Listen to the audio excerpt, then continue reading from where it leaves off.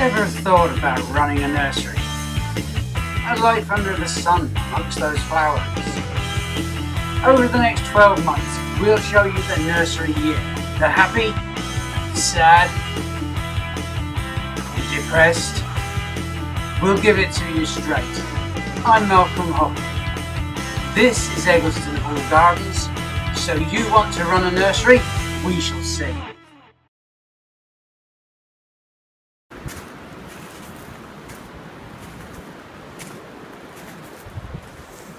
One of the things we have to do when we have bad weather setting in for a week or two, like it's due now for the first couple of weeks of February, is to try and get stuff under cover so that it's not covered by snow and we can work on it. The glass houses come in useful because even on a sunny day, even if it's freezing cold outside, the temperature in the glass houses flies up. Therefore you're able to change stuff, you know, keep it relatively thawed out. We have this dark spot along here, and we grow plants in this little strip, and they don't, it's hemmed in on one side by these bloody great conifers. Let me show you. I'll come back here.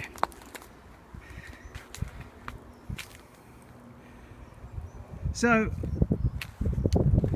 we've decided to remove the conifers. But like a lot of things, you need to take your time about it. Oh, they're on a rabbit, I think. So we've done some of them. And these I've kept the trunks. I've kept them in. They were saying when the first one was done it looked bloody horrible. But I mean, we can always take them down. But in actual fact, they really do look quite interesting. Beautiful blue sky today. We could possibly grow a rose up them or wisteria through them or something like that. But it's another feature. We'll keep hold of them and leave them. I'll get the other ones out. I'm going to leave that middle conifer there and raise the skirt of it. Well, I'm going to get young Tom to.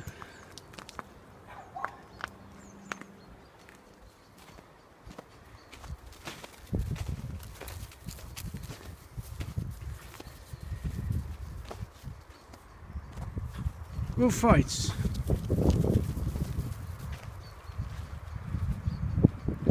That means go and look for rabbits in dog talk.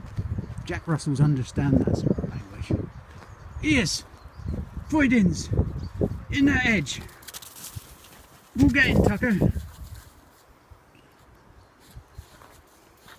Dozy buggers.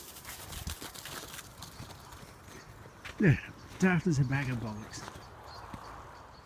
If you remember in the last video, so you want to run a nursery 2, the January one, at the beginning of that I was cutting back some primulas and cleaning them up, and we were cutting them back really hard.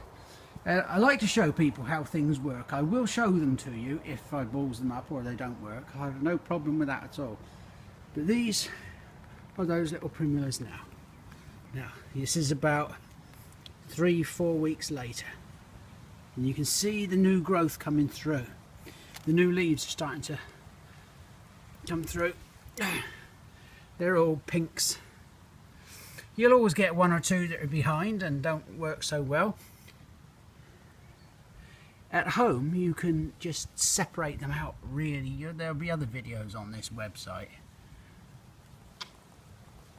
about how to divide primulas. But look at them, they're just starting to come through. They look fresh and they look clean.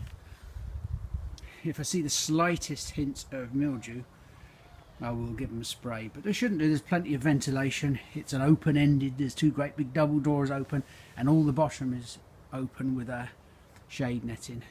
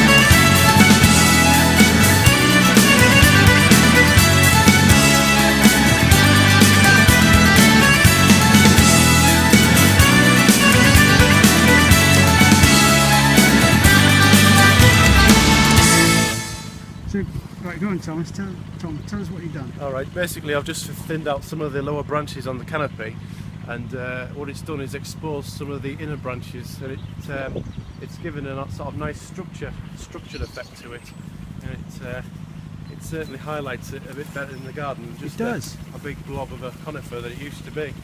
And it's going to let a lot more light into this area as well, and it's a little bit more of a talking point in the garden, a little bit more interesting. It does. Than just Yeah.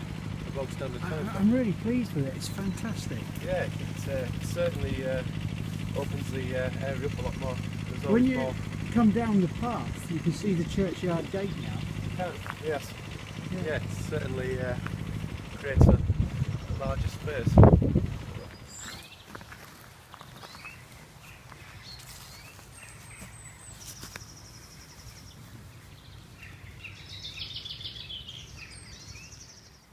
Galanthus nivalis, the common snowdrop,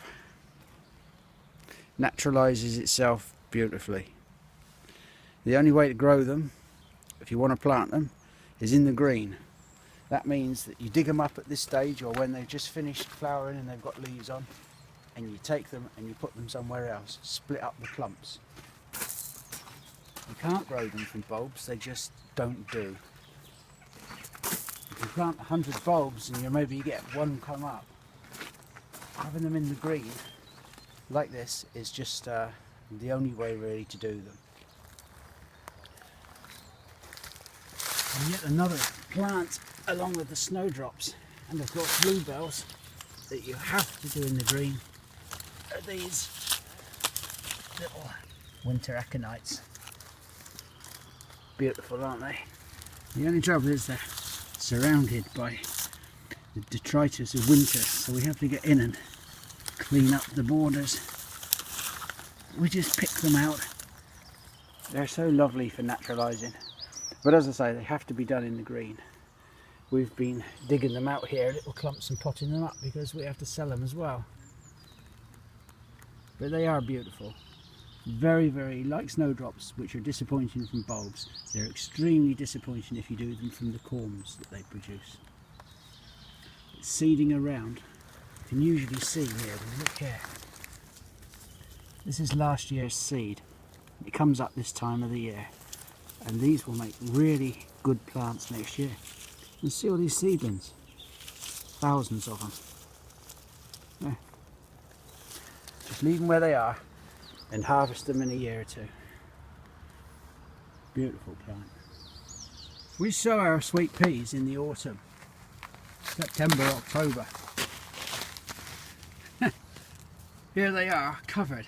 I mean, this is early February and they're covered here, but you do get really strong plants. This wall is fantastic. I think I've probably gone on about this before. It's south facing and you can see the snow, but all the way along this wall you will see a strip, and I use it all the time. This is the thing about making use of the natural resources that you have. Nothing here is frozen. The ground is soft and there's no snow. It's completely, everywhere else is hard. Here, soft. And it's wonderful. That's why fruit does so well. It absorbs the sun during the day, and the radiated heat just keeps everything nice and warm.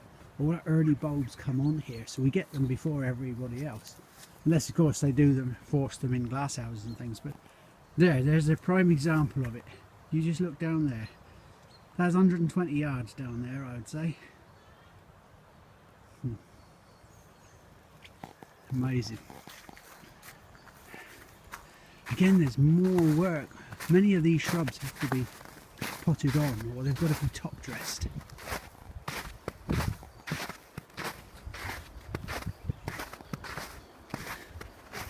You just can't get at them.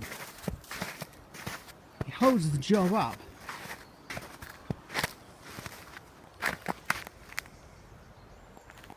But it is beautiful. It's lovely to be alive. Here I'm doing clematis. And we've started this new system with these rounded hoops. We used to have these little long ones. You can see one here. And they're okay. They have these little cross pieces in. But the cross pieces break. They're only matchstick thin. And once they break, they look crappy. They look like a toothless smile. The round arched ones are much better. And you can actually do them yourself if you make up a jig. And you just, maybe I'll show you, but you just heat this with a paint stripper thing. One of those hot air paint strippers. And they bend round quite easily. But they do look nice. There's about 400 there. Some are in 4 litre pots and some are in 7.5 litre pots. It's a range of prices. We just try and do that because not everybody can afford the full price for a top quality clematis. These are 1-year-old conifers. These are rare conifers. Some of these little beauties, like the small mugo pines and Pinus parviflora, but an even dwarfer one than normal. Dwarf larch. You can see they've still got the last year's grafting tape on. That'll rot off soon enough. There's lots there. Liquid ambers coming on.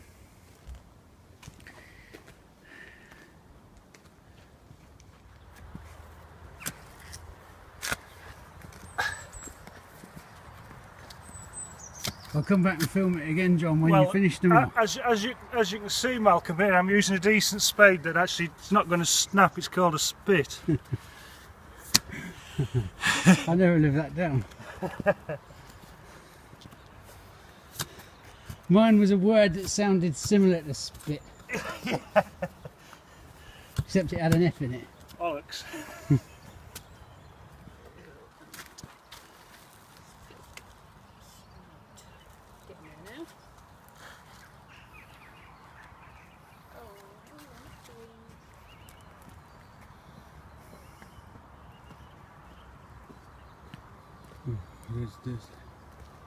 Yeah, he's looking worried. There.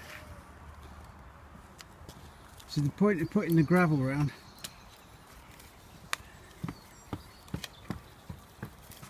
just really to hold the moisture in a bit. Looks good, John. Yeah, it'll be Alpina. Alpina, yeah, a lovely little one there.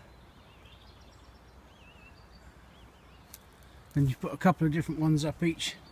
Each one, yes, and it'd be great to see them growing up, and hopefully by autumn time they'll be Yeah, at the top. getting well up there next year. Yeah. It's really next year, isn't it? It's going to be ready. It really is. Just about, I think they're keeping them, make sure they're fastened in through the spring and the summer, and then next year. They should grip themselves, really. They should do. But Yeah, no, it's yeah, just if I get any loose ones, I'll just keep an eye on them, keep them fastened in. I know it looks a bit odd to start with, but you know, once they're covered, you won't realise. Well, you won't. I don't think you'll even see the trees, will you, or anything? No. You won't see the netting or anything. No.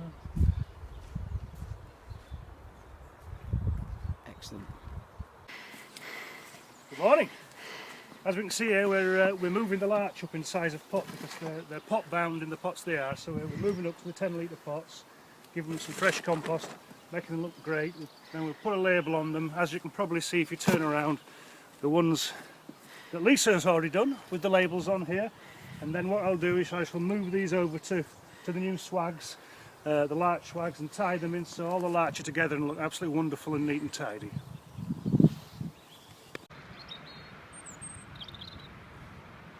Even the sheep are fed up with February.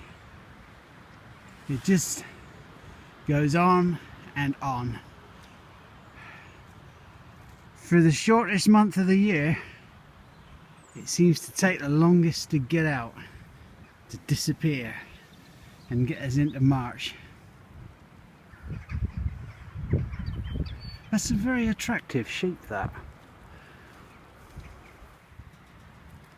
I'll tell you what, why don't we have a look at some of the plants we're going to be growing this year? Let's cheer ourselves up. All the pots we're moving and shifting about at the moment, there's bugger all on them. So let's have a little look forward to summer.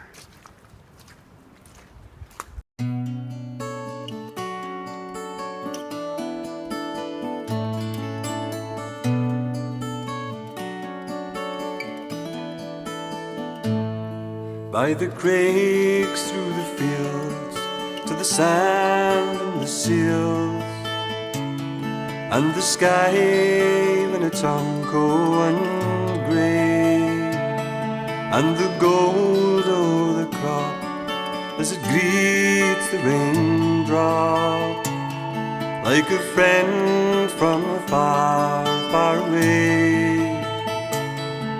And was the snow much whiter, and where the summer's longer, and did the sun shine brighter, or am I just getting older?